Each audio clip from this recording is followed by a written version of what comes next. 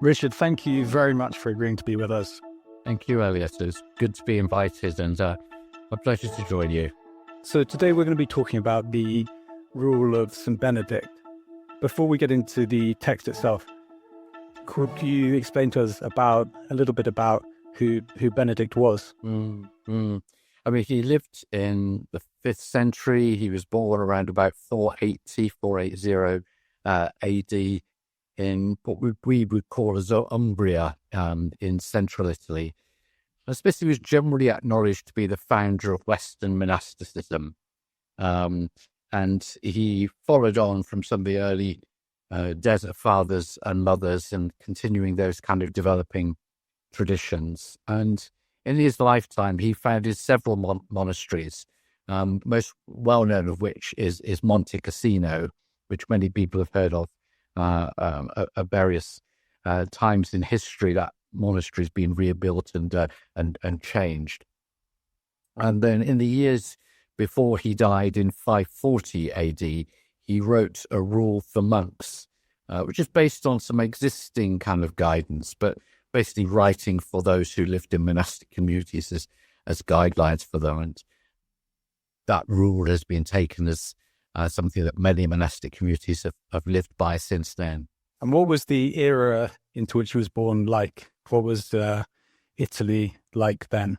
That's a good question. I mean, I'm not a historian, but I think it's still the kind of the last vestiges of the traditional Roman Empire. I think was still around, but I think a lot of the monastic communities he was coming across, maybe not very good behavior going on or times of conflict. And I think what he was trying to do was to let's bring these people under God and a way of living that is more honouring of who God is and of their particular faith. So it's quite unsettled times still, I think, in that kind of 5th, 6th century of Italy and Europe generally.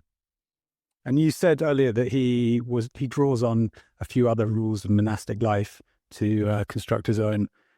What is it that makes his rule different from the ones that came before? My understanding is that he drew together quite an extensive set of rules and other guidance that have been developed by various monastics at various points. I suppose in some ways, perhaps to make it, I dare say, a bit simpler or a bit shorter, or something that your average monk or nun living in these kind of monastic communities could just follow more easily. And in many ways, it's a very short document, but it's divided into several, shortish chapters that I think just make it easier for monks to actually absorb what he was getting at. I think probably simplifying a lot of what had been going on and was around before then. Maybe we'll take this opportunity to say a little bit about the structure of the rule. So you say it's divided into a number of chapters. Yes, I mean, and within that, he covers such a wide range of topics, all of which are connected to living in communities. So he writes at length, particularly about the use of the Psalms, in very great detail about what Psalm should be used at what particular point of the day. He writes lots of other very practical things like clothing and food and how much they should drink, what monks should do if they're ever traveling away for short or long periods. He writes about dealing with conflict within a monastery or any monastic setting where these people are living. It talks about the structure of prayer within a monastic setting, but also there's a big chunk which I think we might well come on to later. About humility. They have the longest chapter in the whole rule is about humility. So, and there's bits in there about leadership, about all sorts of things that are still very relatable to for us today now. So he's writing in the 6th century. In the following 1,000 years, or in the following hundreds of years, what kind of impact does he have? I think again, I can't speak knowledgeably from a historic side of things, but I think Benedictine monasteries then developed apace. I mean, there were a large number of them developed, particularly in Europe, but in other parts of the world as well. So I think his influence led to those developments.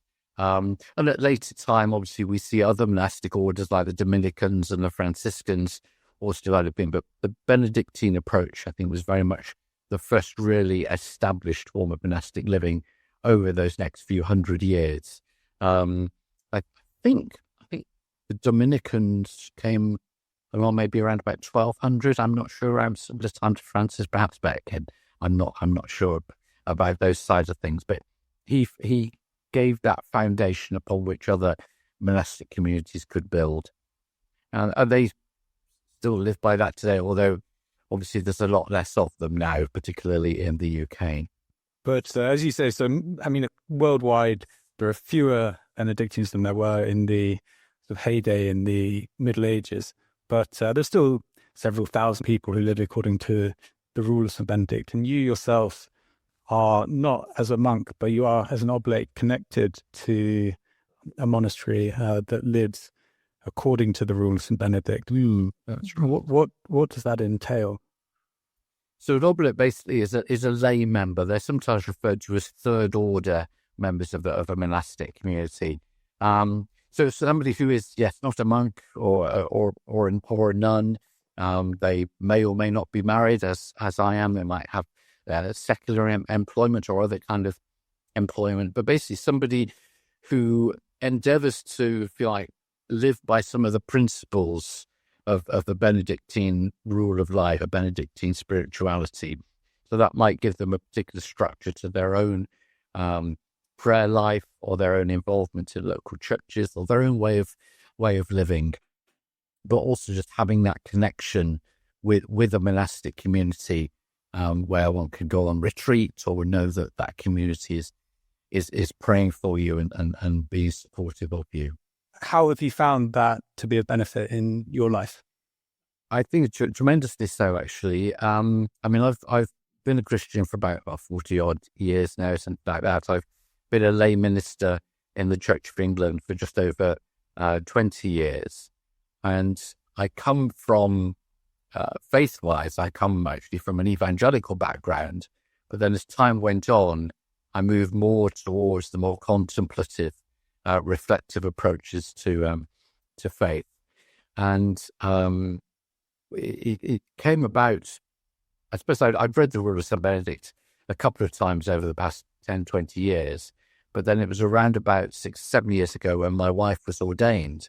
She came out of teaching and was ordained as a curate and then priest in the Church of England. And I began thinking, right, who now is my priest? Who is the person, if I needed to go to for some spiritual guidance, some spiritual wisdom, who would I go to? So I have a personal spiritual director, but I also just went back to this whole thread of having read about Benedict beforehand, and found an abbey called Alton Abbey, which is in Hampshire. Approached them and went through a process of discernment and talking with them about becoming an oblate, a lay member. And that was a very good thing to do, because it gave me that other setting, if you like, to be involved in. That could be another kind of church community, spiritual community to be a part of. Sadly, Alton Abbey is in the process of closing, and so I'm now in the process of actually talking with another abbey about whether I can transfer my oblature to them. But it is good just to have that kind of point of stability, as one of the Benedictine vows, really, of kind of having a commitment I can relate to, and who I know are praying for me as well. Maybe we can talk about what the Benedictine vows are, because they're not what people would guess them to be if they hadn't read the rule. So I think the vow people associate with monastics is of poverty, chastity, and obedience, but these aren't the Benedictine vows. No, they're not. Not poverty and not chastity, although the nature of a monastic community is that they do live with both those things in place, really, in many ways. Obedience is one of the Benedictine vows. I tend to think of it using the root word really as listening. That we tend to interpret the word obedience as kind of always doing what we're told to do, because actually it comes from a word which is about listening, and particularly listening to God. So that is a key thing within Benedictine spirituality. The second vow is that of stability, and for the monk or the nun, stability is generally defined as remaining in the same community for life. So once they make their vows to a particular community, that's where they remain. So it's their place of stability for their life, their faith, and their spiritual outworking of it. And then the third monastic vow is converseo morum, which means is translated to mean fidelity to the monastic life. So actually is, yes, abiding by the rule, abiding by what governs how people should live in a monastic community. In more modern English, we might think of it as conversion of life. So actually, how is our life changed? How do we live in relation to God and the principles, again, of our own spirituality and faith? So yes, obedience or listening, stability, and then, as I like to call it, change, really, and conversion of life. And I'd like to talk more about the vows in more detail and why they're important in the context of the rule. But before that, many people say something along the lines of, it's all well and good for monks to live in this way. They live in a specific, particular community and they devote their lives to doing that. And they are going to be obedient to their abbot and convert to monastic life. But for ordinary Christians who aren't living in that context, who don't have an abbot above them, how can they benefit from the rule? What would be your argument for their reading it and engaging with it? I think for me, part of it was actually having read it, and when you read something that is so old, 1,500 years old, and then seeing that actually there's a lot in there that is still relevant for today.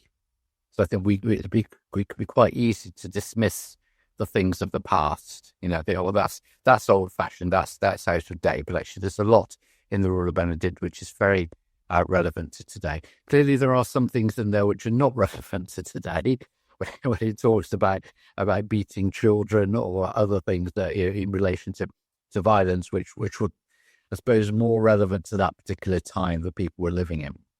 But there's a lot in there which is surprisingly relevant for today. And I think sometimes people find it perhaps very difficult at times to kind of relate the world in which we live with our faith and some of the principles that we're trying to abide by. I think that the rule has so much to say about faith, about work, particularly about daily living. And I think a lot of people at the moment are trying to seek that spiritual depth, that's kind of silence and some kind of reassurance that things are okay. Because often we can fear change. For example, we've had fear being silent enough to make time to listen.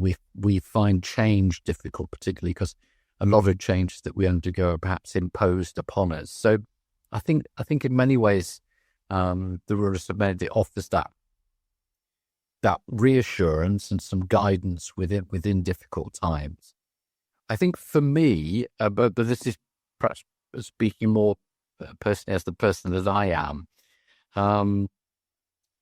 it provides a degree of structure.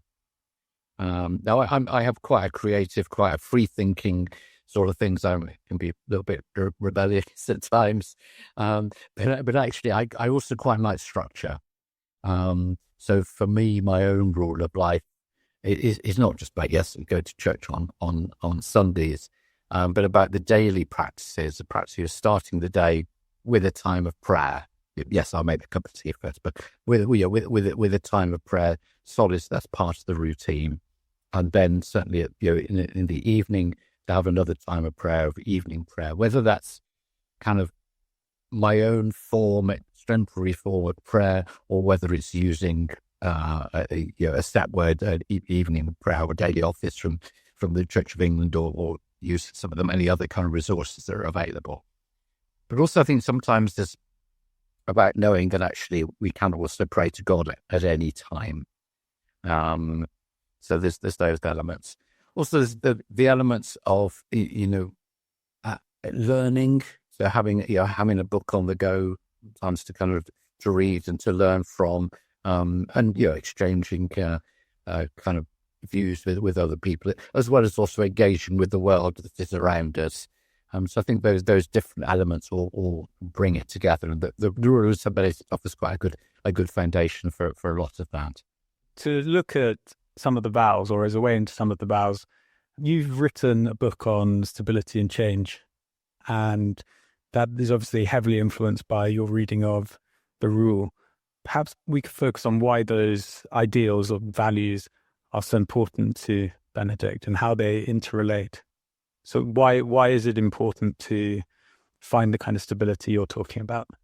I think in the kind of the monastic way that Benedict wanted his monks to live with was to be settled in one community. There were quite a lot of at that time, and he refers to it in the rule of people who would float from particular community to other ones. I'm just looking at something here about see if I can find a direct reference, but there'll be This is in the first chapter. Yeah, that's right. He talks of people he called gyrovagues, who, as it sounds a little bit, would go round and round to different communities. Yeah, he writes here, there are monastics called gyrovagues who spend their entire lives drifting from region to region, staying as guests for 3 or 4 days in different monasteries, always on the move. They never settle down. And then there's another group that he calls Sarabates. He writes, the most detestable kind of monastics, with no experience to guide them, no rule to try them as gold is tried in a furnace. And then the second group, so I'm doing these in reverse order of his preferences, really. The anchorites or hermits, so we might think of Julian of Norwich in this kind of category, who've come through the test of living in a monastery for a long time and have passed beyond the first fervour of monastic life. And then the mainly preferred ones called the Cenobites, those who belong to a monastery where they serve under a rule and an abbot or prioress. So I think he was kind of addressing this issue of people who would just kind of wander around. They go off and perhaps taking advantage of particular communities without making any sort of commitment to them. So he was saying, I want you to be stable in this community. And I think going back to the point when we were talking about a moment ago about the nature of change, and that in 21st century living, change seems to happen all the time.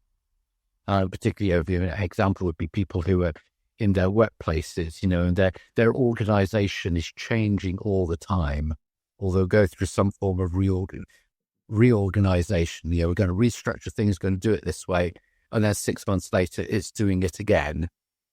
And I think for me, a lot of the reason why I feel that is so crucial is partly connected to my professional experience, which was helping people in relation to employment, and particularly those whose mental health have been affected.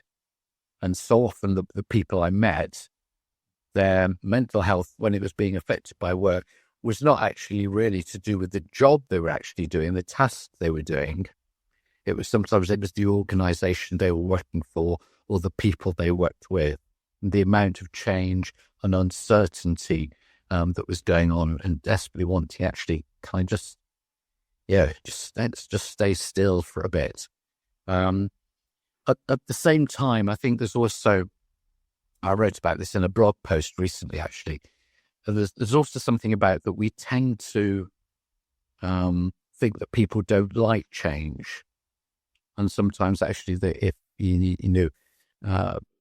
things not changing, particularly perhaps at church, for example, where things can remain the same for ages, is because we feel people don't like change. And if actually it's more the way that change is handled. And if we handle it well, then that can be helpful. But I think what sums up my thinking in many ways is that kind of as we listen to God, we spend this time listening to God, we can become increasingly aware that in order to change, some stability is needed. But in order to be stable, we also need to change. It's a bit of a paradox, really, but I think the two go firmly hand in hand.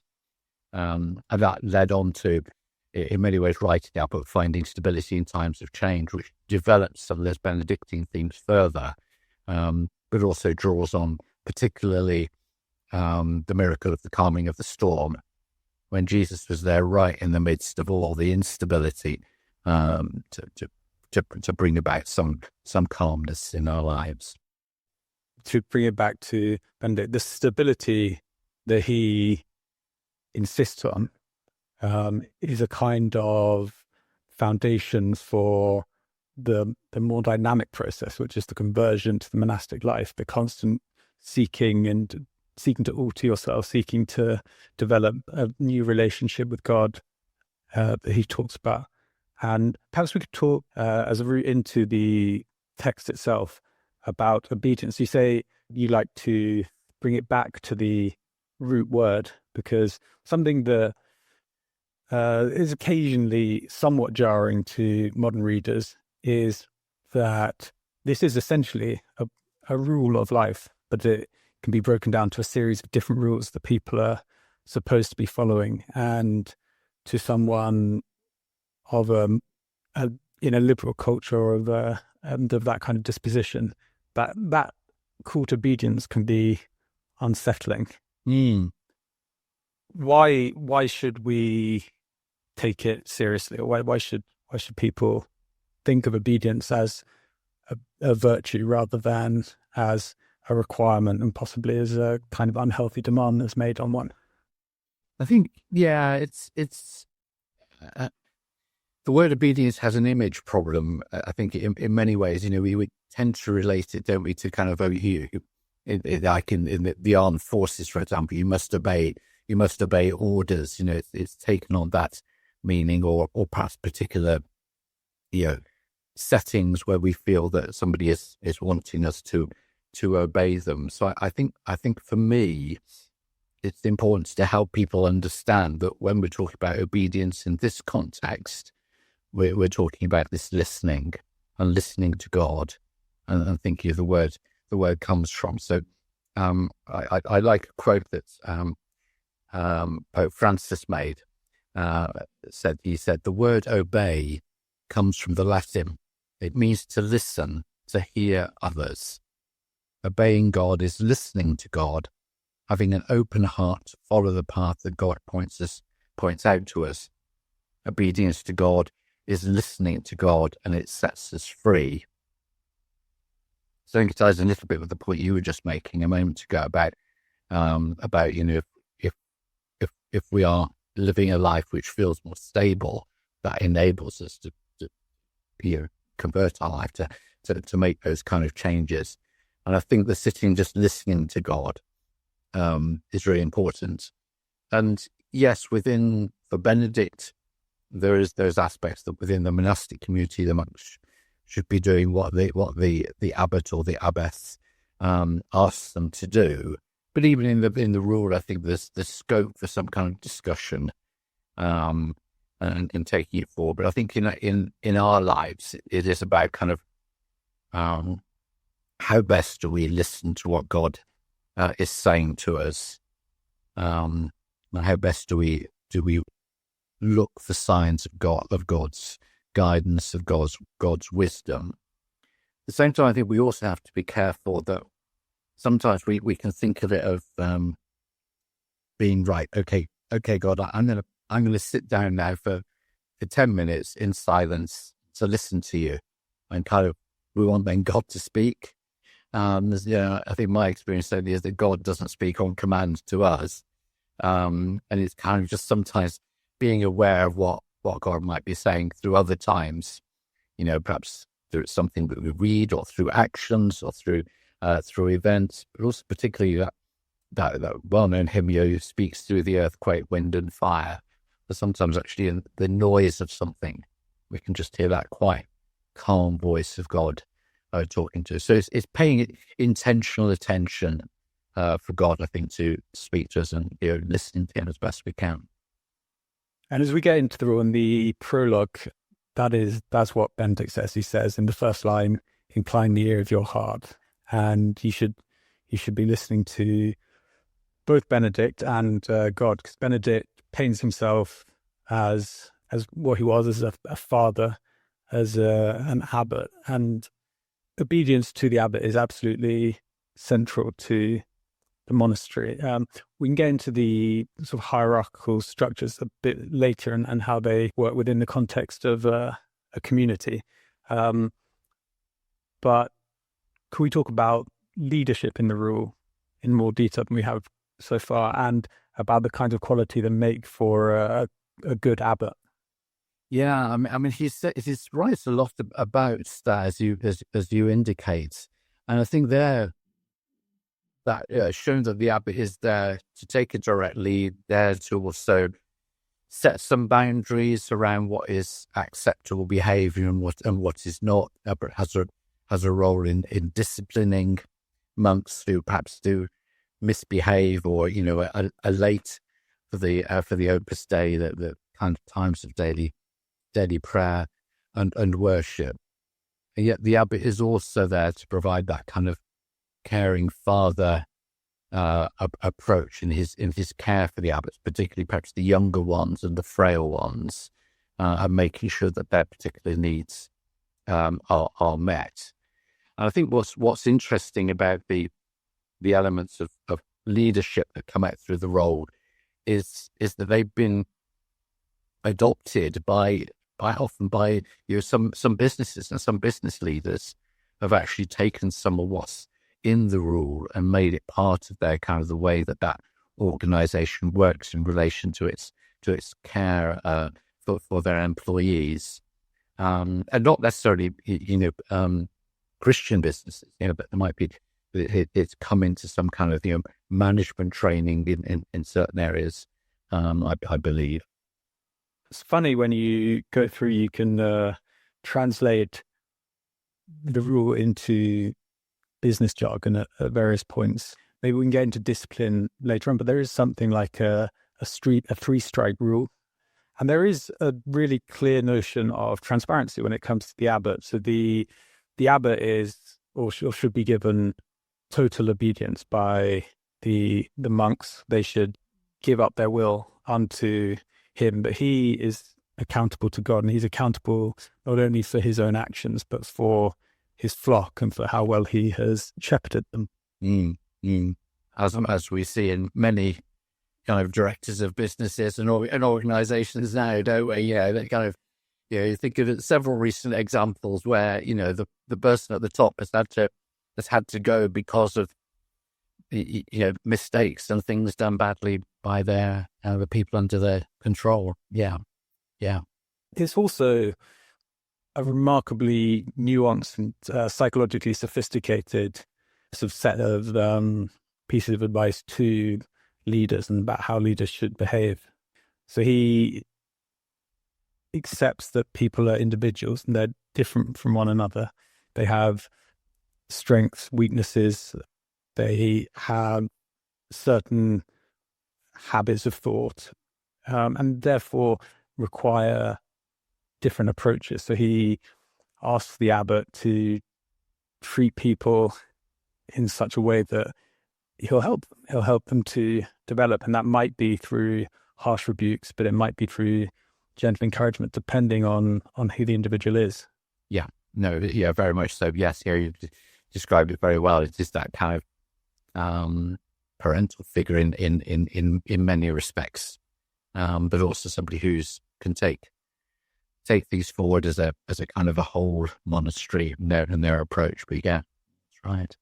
Another thing I think is really interesting about the idea of leadership is, although the abbot should be obeyed, even to the point of attempting impossible tasks, should he ask you to try to perform one, Benedict also advises that he shouldn't rule as a dictator. He should make all decisions in council. And there's a sense in which he really values the participation of even the least likely members of the community. Yeah, and I think that's great. I think so often, we see that not only in those monastic communities, but that's another lesson for today. Really, that actually we need to involve a whole range of people in what's going on. It's like that. I'm reminded of that famous encounter a long time ago.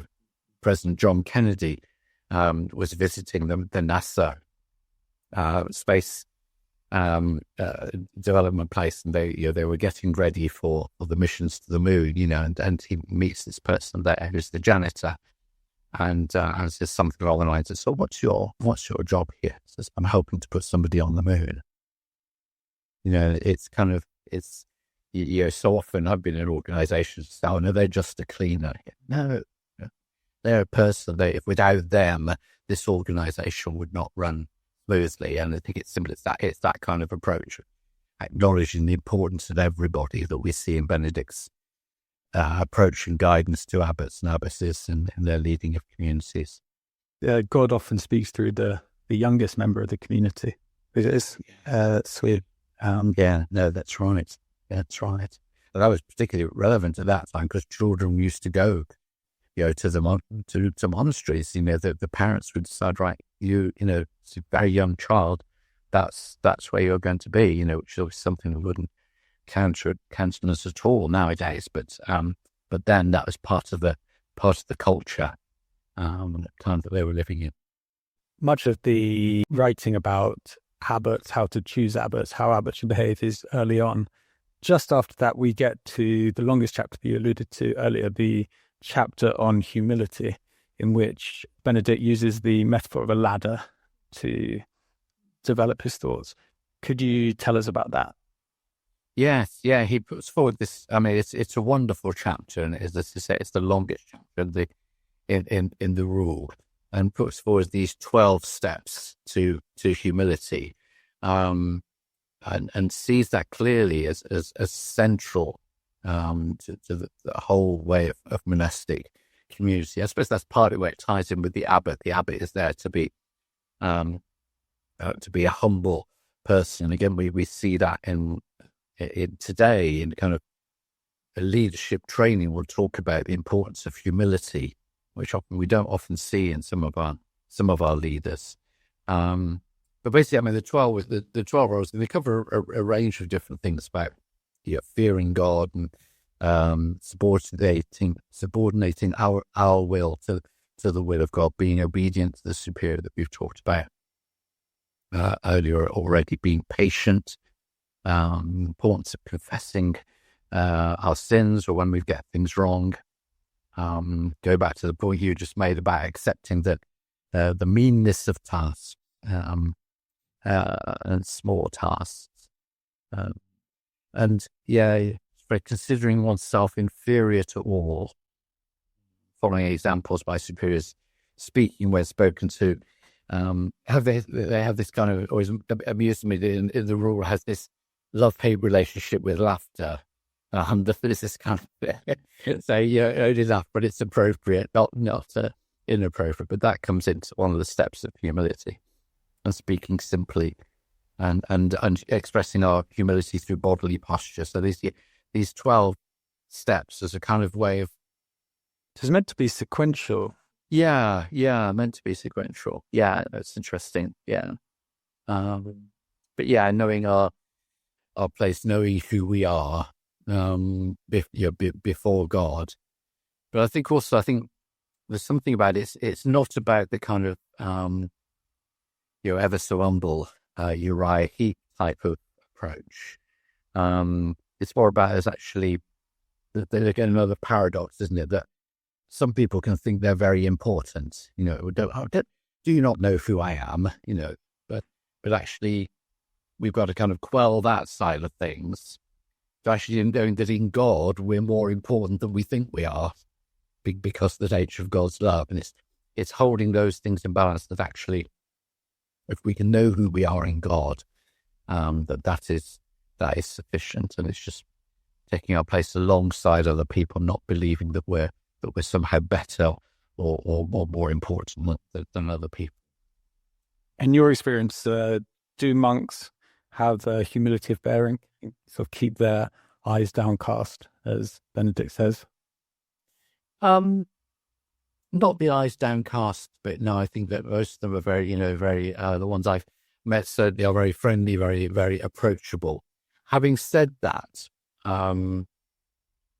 certainly there is the humility when in coming into the kind of the Opus Dei, the daily offices.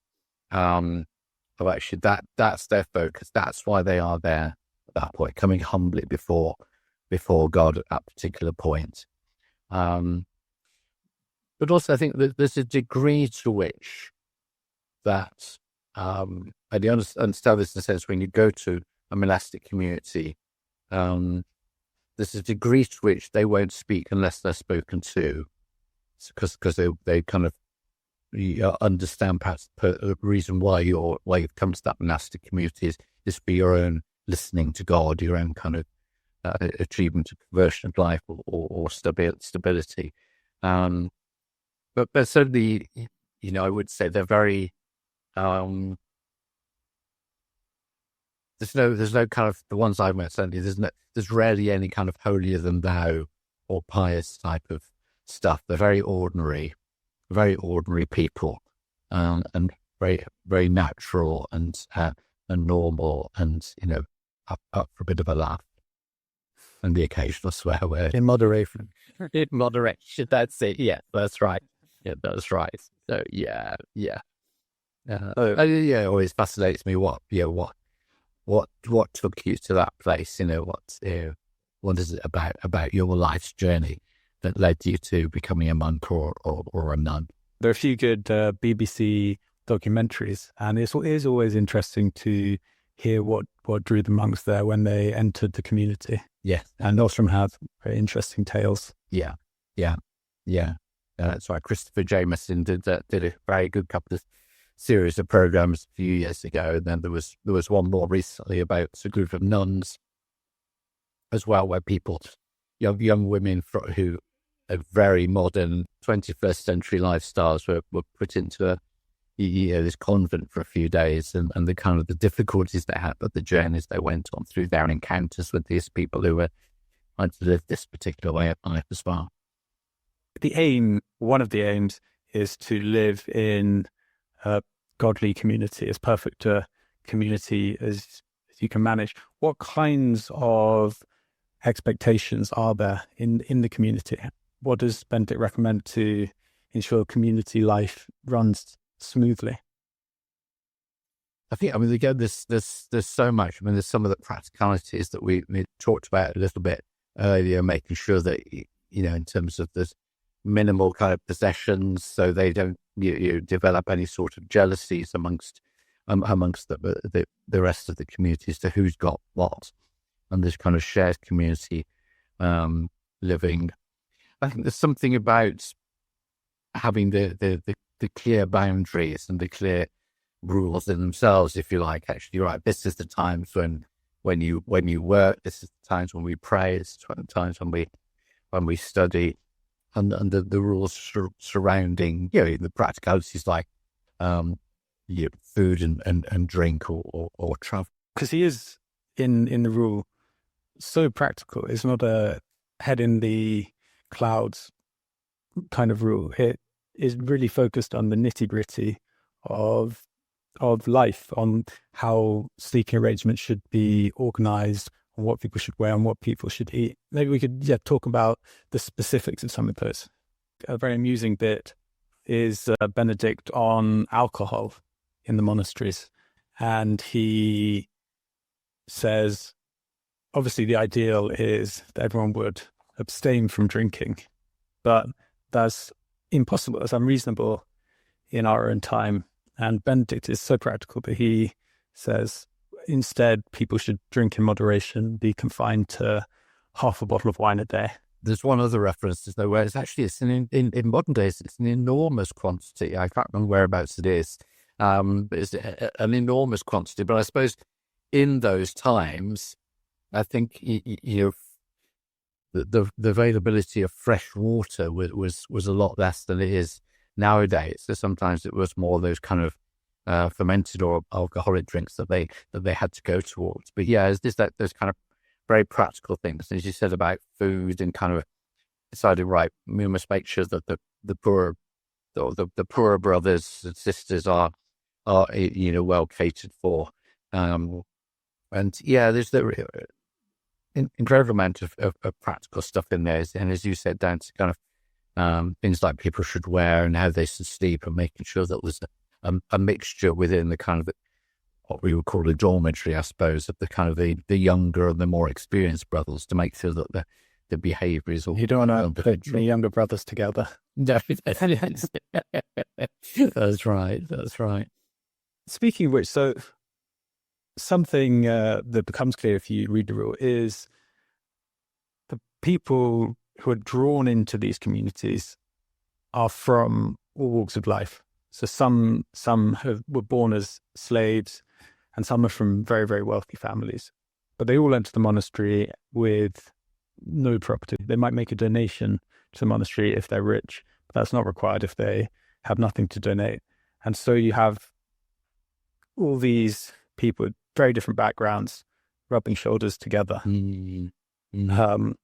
Could you tell us a little bit about how the hierarchies operate within the monastery, insofar as there is one at all? Yeah, I mean, I think the ones I've encountered, it is very clear who the abbot is, that they are the head of the particular monastery. And obviously, as a visitor, you don't get involved in the kind of discussions that go on about how things operate. But it's clear that there is a lot of kind of conversation that goes on. I think they would meet daily to kind of go through the needs of the monastery on a kind of a day-to-day basis, and putting out the kind of who's going to do which particular task or which particular work within the day of the monastery. And presumably the abbot will, like the head of any organisation, will at some points have to make a decision in some way, perhaps partly through the way that you were talking to earlier about kind of listening to that whole community and then deciding then as to who goes further. But yeah, as a visitor, one wouldn't kind of encounter the detail of that. You just have to assume that it works, and it's kind of that's only my encounters there, is that these things go on, but the monastery runs its normal routine, and generally you come together with the monks at the times of the various offices of the day. One of the things that is important to maintaining stability within the community is a system of discipline that the abbot's in charge of administering. Could you tell us something about Benedict's views on punishment and discipline and how it should operate? I mean, also, I think it seems very harsh. Some of it seems very harsh to our modern eyes. Because there is talk about, if the monk is late for the office, they're to kind of, prostrate themselves on the floor as a kind of a punishment. Other times that if things can't be resolved, then they're to be evicted from the monastery and never allowed to kind of come back again.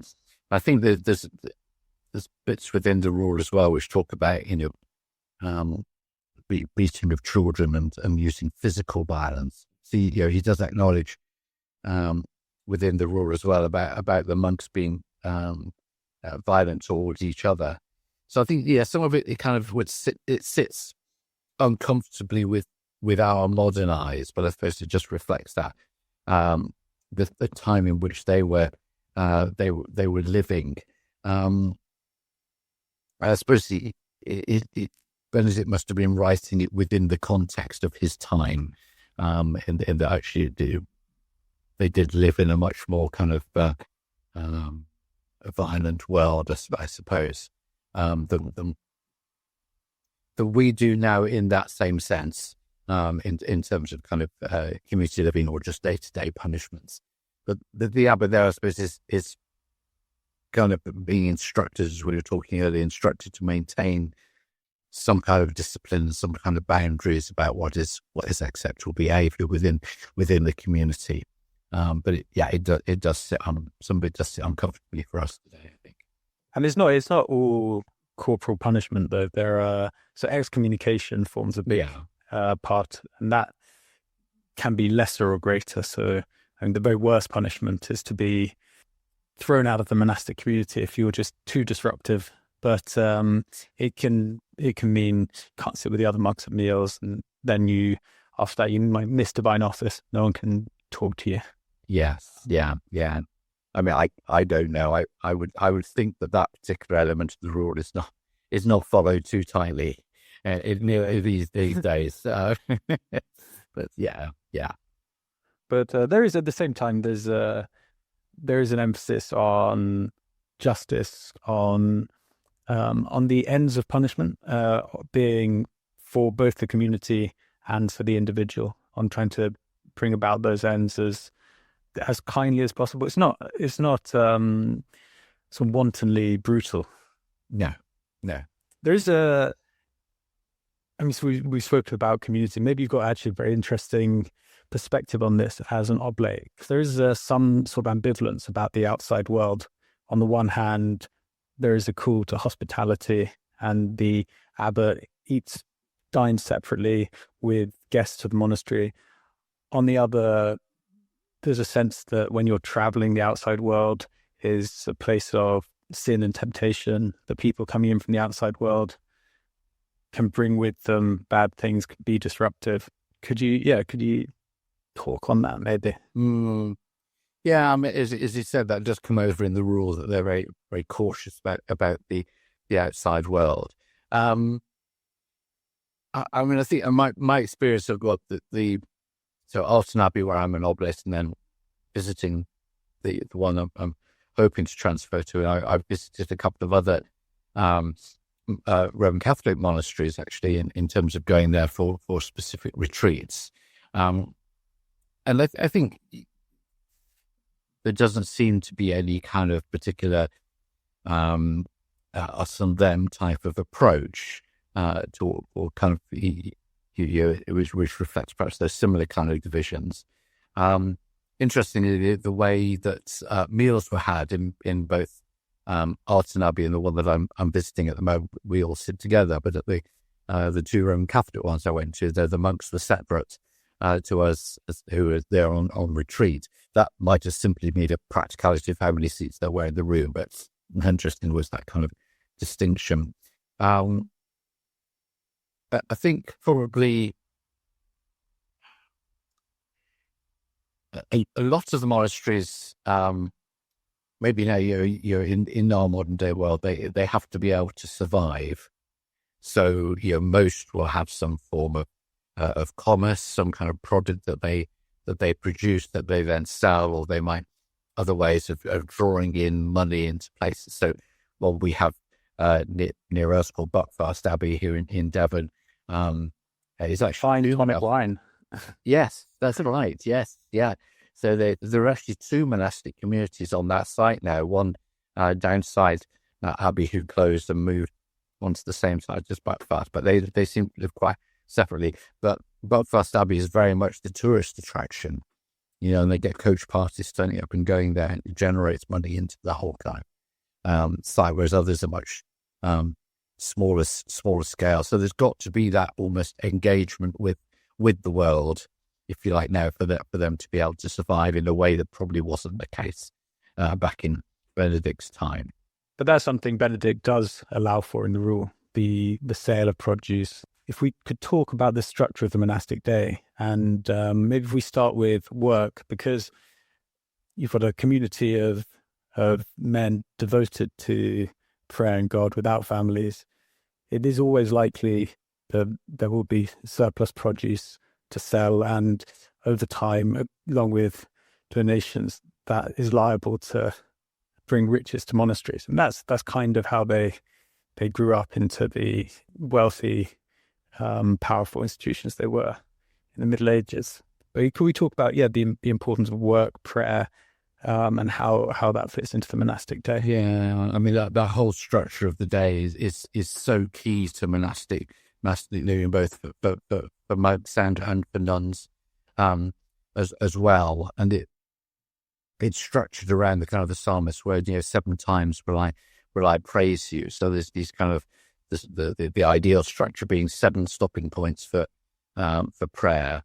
I mean, probably most monasteries and convents nowadays are maybe 5 perhaps, but some would get up in the middle of the night, 2 or 3 in the morning for vigils, that kind of that time of the night of praying, and then Lauds at dawn, prime, which would be kind of what we generally said the first hour of the day, which would generally traditionally 6 o'clock in the morning, and then terce at 9 o'clock, sext at the 6th hour, so noon, non in the afternoon at 3, then vespers at 6, and then compline just before the greater silence, when everything is quiet. And then in between those times, there's time for that work and that study. So work could be anything that suits that particular monastic community. So it could be, as you suggested, that's the time when they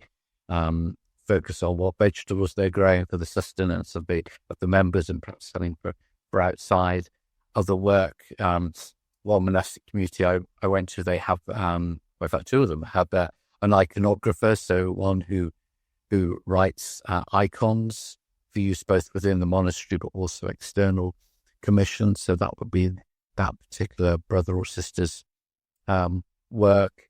Others produce incense, or others produce other kind of postcards or other things. So there's kind of regular structured work conditions, but then everything stops for prayer. So when you hear that bell go, you've got kind of 5 minutes before the next part of the Opus Dei. And I think that's it. That's a useful principle in itself. I mean, Benedict has 2 kind of prefer nothing whatever to statements, and one of them is prefer nothing whatever to the Opus Dei, the prayer. So it's a good principle for us, I think, that we tend to kind of carry on with work and actually don't have those stopping points. And you see that both in terms of the number of people experiencing burnout or exhaustion, but also we don't have those stopping points for prayer.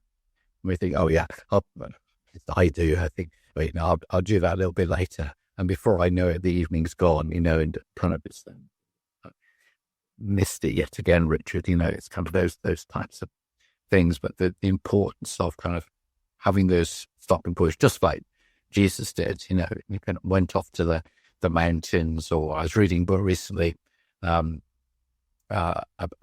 actually work and rest, and the writer was drawing out of Jesus' encounter with the woman at Samaria, and how Jesus had this long, tiring walk through the desert. He got to the well and he rested. At this point, right, I'm just going to have a rest now. And it gave him that energy again to then work and encounter the woman at Samaria. So the pattern, I think, is really quite important that they're having communities. A wonderful sense of balance, because there is time for rest, not a lot of it, but there is an allowance made for rest. There's work. There's also, as well as sort of manual physical labor, which Benedict praises, there's also intellectual work, reading, that's very important to monastic communities, and which is how they became centers for learning. And then prayer divides the day and the night. Yeah. And I think the use of the Psalms within that, because there's this great detail about what Psalms should be used when, to enabling ideally that Benedict's approach was that monastic communities should say or sing every one of the 150 psalms in a week. Now, I think in his context, he was actually being quite light on them, because up until then it had been 150 psalms in the day. So it's kind of, that he allowed them this extra kind of way of reciting the psalms and going through them, but such a key place that they also have in this kind of routine of monastic living. And I think a lot of it is kind of routine. And again, the word routine has got kind of quite a bad image as well. We see it as very boring and it's very routine kind of stuff. But actually, we notice that when we don't have routine, how unstable, if you like, life becomes. It is actually that routine is part of this kind of achieving of stability, and that's done through this whole kind of work, prayer, reading, learning approach. And that is something that to modern readers is quite astounding. The idea as well that there are other rules, and Benedict, I think it says that they're a source of shame and confusion. And Benedict's rule seems quite strict enough to us, but he sees it as very moderate. And in fact, that takes us into the final chapter of the rule. Yeah. I mean, I think there's that kind of wonderful bit. So at the end, they explains why he's written it. To show you, there's the very last chapter. The reason we have written this rule is that by observing it in monasteries, we can show that we have some degree of virtue and the beginnings of monastic life. And I think it just kind of it goes by there. It then continues. Actually, I'll pick up on this. There's lovely question. Are you hastening towards your heavenly home? Then, with Christ's help, keep this little rule that we have written for beginners. After that, you can set out for the loftier summits of teaching and the virtues we mentioned, and under God's protection, you will reach them. Wonderful way just to kind of end what is written, to say, look, this is what it's about. This is making this particular journey. And then, of course, the classic phrase in the chapter just before then, let them prefer nothing whatever to Christ. May Christ bring us all together to everlasting life. Yeah, just wonderful comments at the end of it. It is, as you say, it's a short text, and you can read it in an afternoon if you really wanted to. But it's also a text that, I don't know the history of this, but it's traditionally broken down so that it can be read over a period of, I think, 4 months. 4 months. Yes. And your books are wonderful aid to some meditating on each of those daily passages. And that's what those within a monastic community do. They are constantly reading the rule. So though you can read it quickly, it's also, you can read it across a lifetime. Yeah, that's right. And there is this very well recognized reading pattern, as you say. You can read it through in 4 months, a chunk a day, and that's what they do in monastic communities. In one of the offices that they have, there'll be that today is part of the reading that is used. And yeah, my book Life with St. Benedict, which was published by BRF, takes that pattern. So within it there is the specific reading for the day. I've used a modern English gender inclusive language version as well, make it more related to the day, and then I'll offer a short reflection on that particular passage for the day. But yeah, just something you can then read it through 4 months and then read it again over and over. And like lots of things, something different might come from different times of reading it. If people do read the Rule of St. Benedict and read your book, and they want to learn more about the rule, or they want to read or watch more about St. Benedict and his ideas, is there anything you would recommend to them? Yeah, I mean, there are a number of books that have been written. Notably, 2 notable authors would be Esther de Waal and Joan Chittister. not quite Chichester like the city, but Chittisteri, Joan Chichester. Both very forthright in their own ways, both very clear about their own kind of views and interpretations. But they've written a number of books on the rule. Another couple that I found helpful is one is called Deep Calls to Deep by David Foster, who is a Benedictine monk at then Downside Abbey. Now, obviously, he's now in the other community at Buckfast. But then one which is a bit more quirky, which is why it appealed to me really, by J. Augustine Vetter, Wetta, who's an American monk. And he's actually done one that's specifically around humility.